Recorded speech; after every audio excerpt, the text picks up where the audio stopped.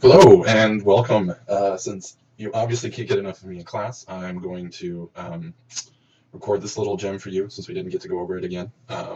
So this is how to use guides for animation with your motion tweens. So I'm going to create a new action script 3 file.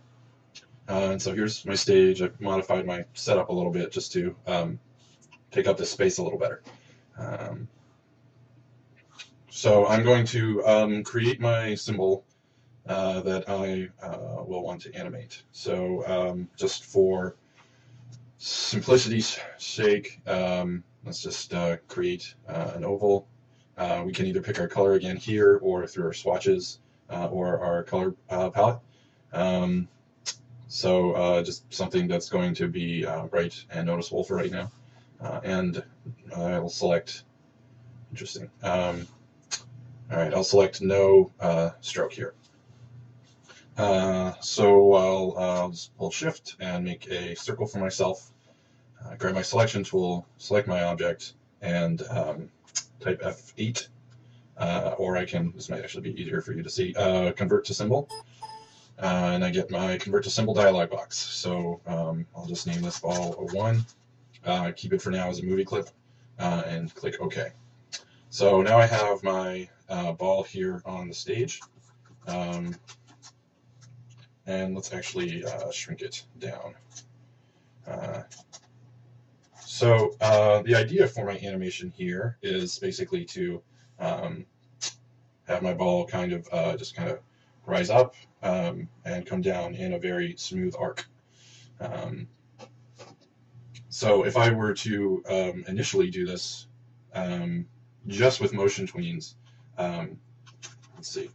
So I'm going to take my cursor to my timeline and push F5 to extend my timeline. So I've extended frames. I still only have one keyframe here at the beginning. So I'm going to come to my last frame here, and I'm going to hit F6 to create a new keyframe. I'll keep that normal. So here's where I want my starting position. Here is where I want my second position.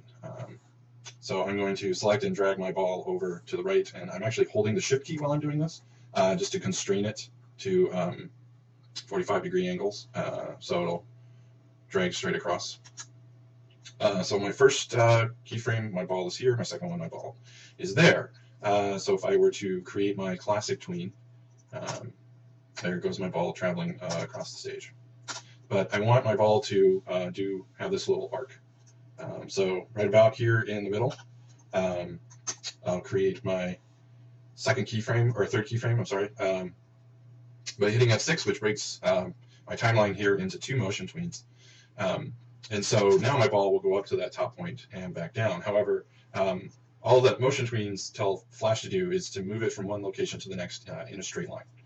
So obviously a ball, or if something was jumping, or if this was like a basketball shooting into a basket, or fish jumping out of water, they don't move in straight lines. They move in arcs. So to create that arc, I'm going to hit Shift F6, or I can right-click and clear keyframe.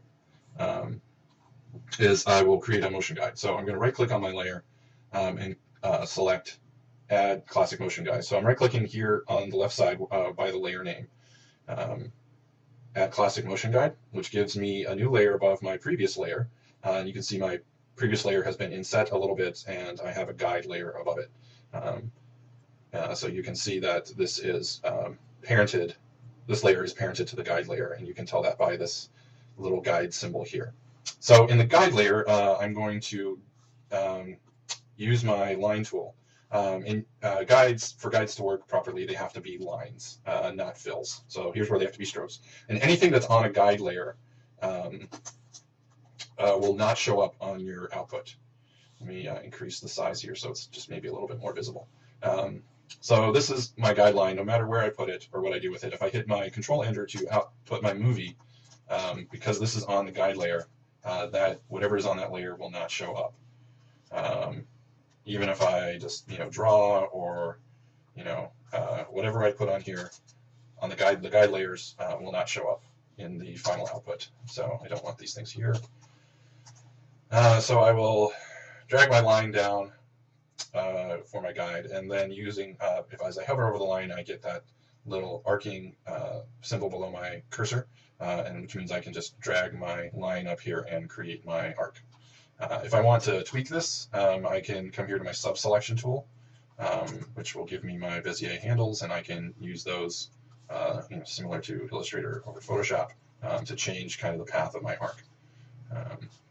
So I'll come back to my selection tool. I'm actually going to lock my guide layer so I don't accidentally do something to it. And I've got snap to objects on, so I'm just going to grab my ball here, and I need to make sure that the ball's pivot point here